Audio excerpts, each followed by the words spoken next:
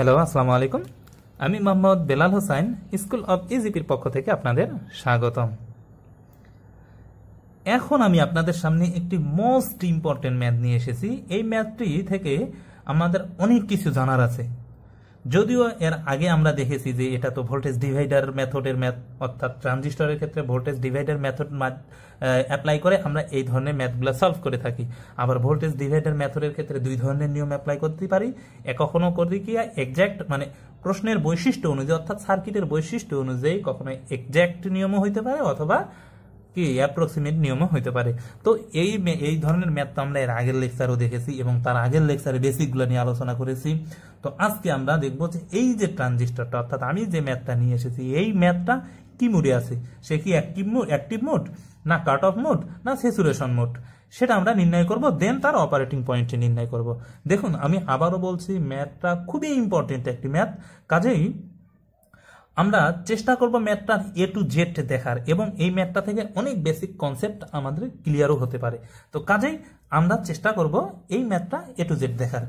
তো দেখি, যেহেতু ইমিটার এইদিকে, অর্থাৎ এটা কি ইমিটার, যেহেতু ইমিটার এইদিকে তার মানে কি এটা এনপিএন। ইমিটার এইদিকে মানে কি বাকিগুলোও ঢুকতেছে, অর্থাৎ বেসও ঢুকতেছে, কালেক্টরও ঢুকতেছে, অর্থাৎ আইসি সমান সমান আইবি। আচ্ছা, সবই দেখলাম। এবার এখন সবার আগে কি করব, এটা তো একটা ভোল্টেজ ডিভাইডার, আমাকে কি করতে হবে, যেহেতু এখানে কোনো রেজিস্টর নাই, যেহেতু এটা রেজিস্টর নাই, তার মানে কি হচ্ছে, সে এই সেটের রেজিস্টরটা সবচেয়ে বড় হচ্ছে। দেখুন, এটা রেজিস্টর বড় হচ্ছে, তার মানে আমাকে কি করতে হবে, ভিটিএস বা আরটিএস এর নিয়মে করতে হবে, যদি সে অ্যাক্টিভ বা ইয়া হয়। তো সবার আগে আমার কি করতে হবে, যে এখন আমার তো করতে গেলে এটা থেভেনিন নিয়মে করতে হচ্ছে। দেখুন কি নিয়ম করতে হচ্ছে, থেভেনিন নিয়ম। থেভেনিন নিয়ম করতে হচ্ছে না, কেননা এটা তো এক্সাক্ট নিয়ম। এক্সাক্ট নিয়ম মানে কি, থেভেনিন অ্যাপ্লাই করতে হবে, থেভেনিন নিয়ম করতে হবে। তো এখন আমরা থেভেনিন নিয়মে করে দেখব যে কি রকম আসে। সবার আগে কি করি, যেহেতু এখানে কি আছে, আইবি আছে, আইবির পরিমাণ খুবই কম। আইবির পরিমাণ যেহেতু কম, তো তাকে আমরা নেগলেক্ট করলাম। নেগলেক্ট করার ফলে কি হচ্ছে, সে সরাসরি এটি একই ধরনের কারেন্ট প্রবাহিত হচ্ছে। অর্থাৎ সরাসরি যদি একই ধরনের কারেন্ট প্রবাহিত হয়, তাহলে এইখানে কি পরিমাণ ড্রপ হবে, তাহলে সার্কিটটা কিরকম হয় আগে দেখি, তাহলেই আমরা বুঝতেছি ওইখানে কি পরিমাণ ড্রপ হবে। এটা কত, মাইনাস, এটা কি প্লাস, আর এটা হচ্ছে কি +5। মানে এটা +5 বলতে কি, এখানেও আছে 5, এখানেও আছে 5। এটা আপনি ধরেন নাই, কিছু নেই, এটা ধরলাম কিছুই নাই। তাহলে এখানেও আছে 5, এখানেও আছে 5, এটাও +5, এটাও +5, তাই না? কি এর আগে তো আমরা দেখছি এরকম সিস্টেমে, যে এটা যখন আপনি সিম্পলিফাই করবেন, তাহলে আপনি এরকম ভাঙে ভাঙেও লিখতে পারেন তাকে। তো এখানে -3, এখানে -1, এখানে +5, এখানে +5, অনেকগুলা সোর্স, তাই না? এইখান থেকে এখন আমার ট্রানজিস্টরটার পজিশন কোন মুডে আছে সেটা বাইর করব। তো সবার আগে কি আমি তাকে থেভেনিন যেহেতু করতেছি, তাহলে একটা ভিটিএস করতে হবে, আবার আরটিএস করতে হবে। থেভেনিন কেন করতেছি সেটা তো আমরা এক্সপ্লেন করলাম এর আগে। তাহলে দেখি এখানে কত আমার 3, এটা প্লাস, তার মানে আগে সবার আগে প্লাস মাইনাস, তাহলে এখানে কত আছে আমার 5। তাহলে দেখুন তো এই সার্কিট এইদিকে কমপ্লিট হয়ে গেল, কমপ্লিট হয়ে যাচ্ছে, একটা সার্কিট কমপ্লিট হলো।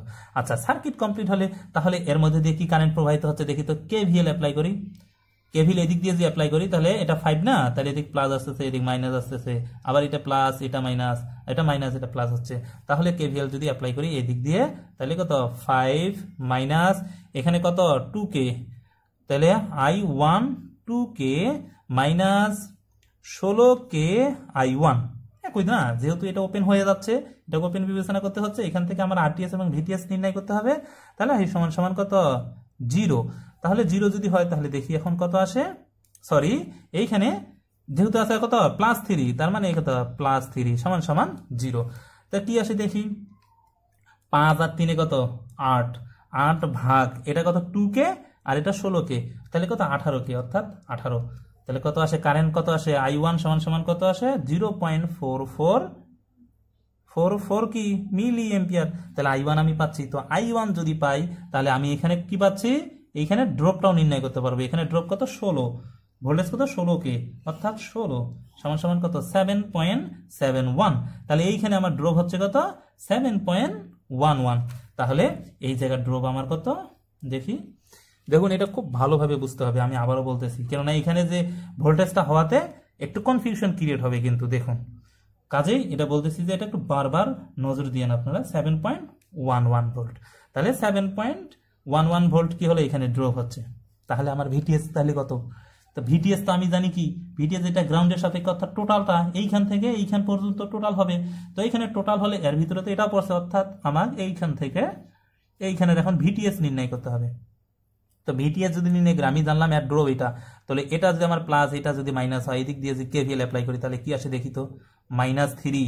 তো এটা তো এদিকে প্লাস জানি, এটা মাইনাস জানি, তাহলে প্লাস এটা কত আসলো ড্রপ 7.11, তাহলে এটা কত মাইনাস ভিটিএস সমান কত 0, অর্থাৎ ভিটিএস সমান করলে আসলে কত -3 সমান কত 4.11। দেখুন ভিটিএস সমান 4.11।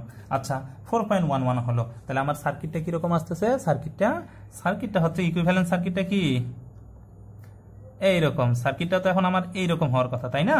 এইখানে কত আমার, এখানে -1, এটা কি আইই, আর এটা কি, এটা হচ্ছে আমার সার্কিটটা হচ্ছে এরকম, আর এটা হচ্ছে রেজিস্টর, আর এখানে আছে কত 5, এখানে আছে কত 1K। সার্কিটটা এখন আমার এটা হয়ে গেল। দেখুন সার্কিটটা আমার কি হলো, সার্কিটটা ছিল কি আর হইল কি, তাহলে এটা আমি কত পাইছি 4.11। তো 4.11 আমি পাইলাম। এখন আমার কি দরকার, আরটিএস কত আসে।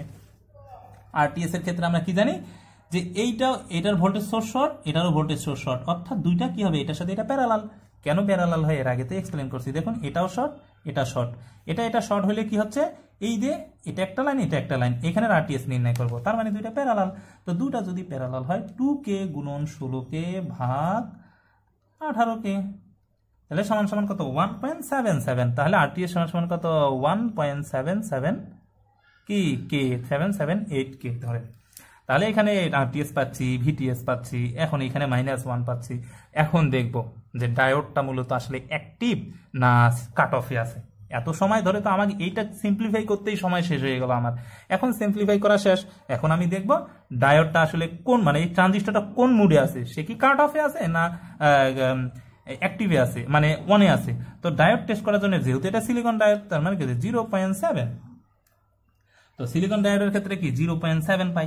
তো 0.7 হয় এখানে ব্যারিয়ার পটেনশিয়াল, তাহলে এটা যদি আমার 4.11 হয়, তাহলে আমরা কি জানি ভিপি মাইনাস ভিএন। তো ভিপি কত, ভিপি 4.11। ওপেন বিবেচনা করলে না, এটা ডায়োড টেস্ট করার নিয়ম এর আগে তো আমি অনেকবার এক্সপ্লেন করছি এবং ডায়োডের ক্ষেত্রেও এক্সপ্লেন করছি। তাহলে -1, তাহলে সমান কত 5.11, তার মানে ডায়োডটি অন অবস্থায় আছে। এখন ডায়োডটা অন অবস্থায় যেহেতু আছে, তাহলে সে কি হইতে পারে, অ্যাক্টিভও হইতে পারে, স্যাচুরেশনও হইতে পারে। কেননা এর আগে আমরা দেখেছি ডায়োড অন হইলে সে হয় অ্যাক্টিভও হইতে পারে, স্যাচুরেশনও হইতে পারে।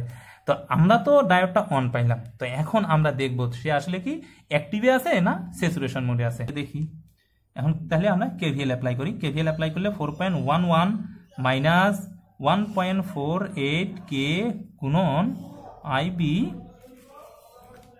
আইবি মাইনাস 0.7 মাইনাস প্লাস 1 সমান কত 0।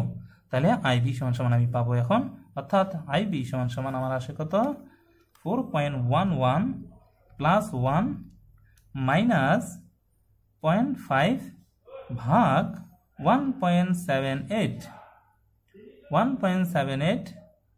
তাহলে কত আসে 2.477 মিলি এম্পিয়ার। তাহলে এটা আসলে কত মিলি এম্পিয়ার আসছে, অর্থাৎ আইবি অনেক বেশি আসছে।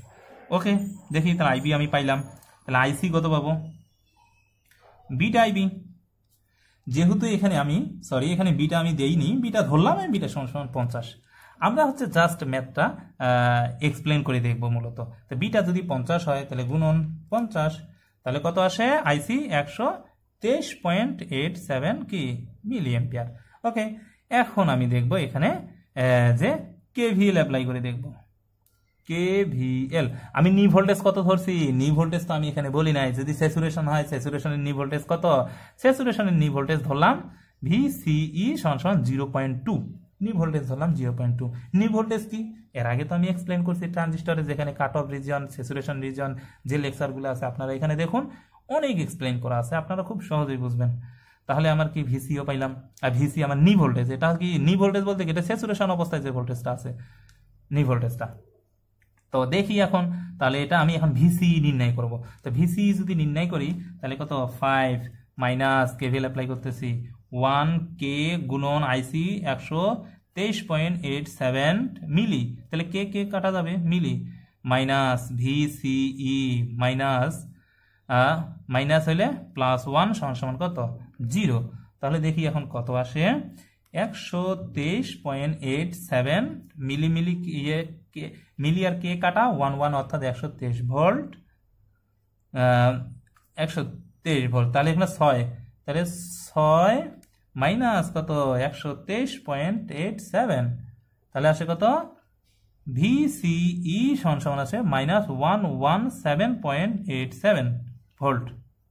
দেখুন সে নি ভোল্টেজ, অর্থাৎ সে যদি 0.2 ভোল্ট হয় তখনই সে স্যাচুরেশনে যায়, অর্থাৎ তার কম হলে তো সে স্যাচুরেশন থাকবেই। তাকে অ্যাক্টিভ হইতে গেলে তার বেশি হইতে হবে, অর্থাৎ অ্যাক্টিভ হইতে গেলে তার এর চেয়ে বেশি হইতে হবে। তো ডায়োডটা কি অবস্থায় আছে, স্যাচুরেশনে আছে, কেননা ভিসি ভোল্টেজ দেখুন নি ভোল্টেজের চেয়ে অনেক কম, তার মানে সে স্যাচুরেশনে আছে। ডায়োড যদি স্যাচুরেশনে থাকে তাহলে তার অপারেটিং রেজাল্টটা তাহলে কি আসবে, তাহলে তার আইসি সমান ভিসিই কি হবে, মানে এখানে অপারেটিং পয়েন্টটা আসলে মূলত কি হবে, তো অপারেটিং পয়েন্ট হবে যে এরকম দেখি, যেহেতু আমরা পাইলাম কি ডায়োড স্যাচুরেশনে আছে, মাথায় রাখবেন ডায়োড কিসে আছে, স্যাচুরেশনে আছে। আমি এত সময় তাকে টেস্ট করলাম, অ্যাক্টিভ মোড ধরে তাকে টেস্ট করে দেখলাম যে সে নি ভোল্টেজটা মূলত তার এখানে ভিসি ভোল্টেজ অ্যাক্টিভ অবস্থায় কত আসে, অ্যাক্টিভ ভোল্টেজটা যদি ভিসি ভোল্টেজের চেয়ে বেশি আসতো তখন তো আমি তাকে বলতাম যে সে অ্যাক্টিভ মোডে, আমি যেভাবে করতেছি সেটাই ঠিক। কিন্তু আমি অ্যাক্টিভ মোডে করলাম, সব অ্যাক্টিভ মোডে করলাম, করার পর দেখি যার নি ভোল্টেজের পরিমাণটা অনেক বেশি আসতেছে, অনেক কম আসতেছে নি ভোল্টেজ, তার অ্যাক্টিভ অবস্থায় ভিসির পরিমাণ নি ভোল্টেজের চেয়ে অনেক কম আসতেছে, তার মানে কি সে অবশ্যই স্যাচুরেশনে আছে। এই ভ্যালুর চেয়ে তাকে বেশি হইতে হবে, তাকে অ্যাক্টিভ হইতে হলে, তাহলে কি সে স্যাচুরেশনে আছে। যেহেতু সে স্যাচুরেশনে আছে, এত সময় ধরে যত বক করলাম সবই আমার ভুল, তাহলে তার মানে আমার কি করতে হবে, এখন তাকে স্যাচুরেশন নিয়মে করতে হবে। স্যাচুরেশন নিয়মের নি ভোল্টেজ কত ধরছি 0.2, অথবা আপনি নি ভোল্টেজ 0 ধরতে পারেন। এখানে যদি নি ভোল্টেজ 0 ধরি তাও সে স্যাচুরেশন হচ্ছে। দেখুন -117.87 আসছে, তার মানে কি সে অনেক মাইনাসে আছে, সে স্যাচুরেশন থাকে। আমি যে নি ভোল্টেজ 0 ধরি, তো যেহেতু আমি নি ভোল্টেজ 0.2 ধরছি, তো আমি সেইভাবেই এখন করব। তাহলে এত সময় ধরে আমরা যা করলাম এখনো অপারেটিং পয়েন্ট কিছু পাইনি।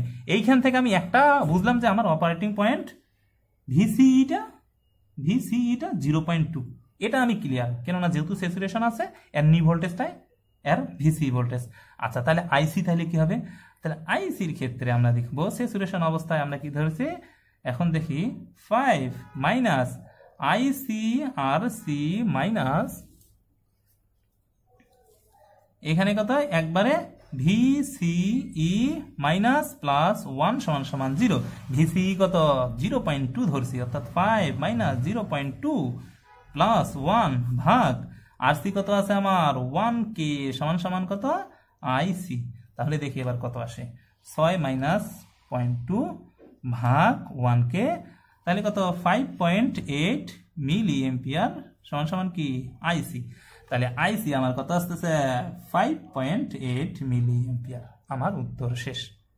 এত সময় ধরে আমি যে এইগুলো করলাম, এগুলো যতই করছি না কেন সবই হচ্ছে আমার কিসের ক্ষেত্রে, যে আমার এটা অ্যাক্টিভ না স্যাচুরেশন সেটা আমি দেখলাম। প্রাথমিক অবস্থায় আমি দেখলাম সে অন আছে, ডায়োড অন আছে, তখন আমি তাকে অ্যাক্টিভ বিবেচনা করে করলাম।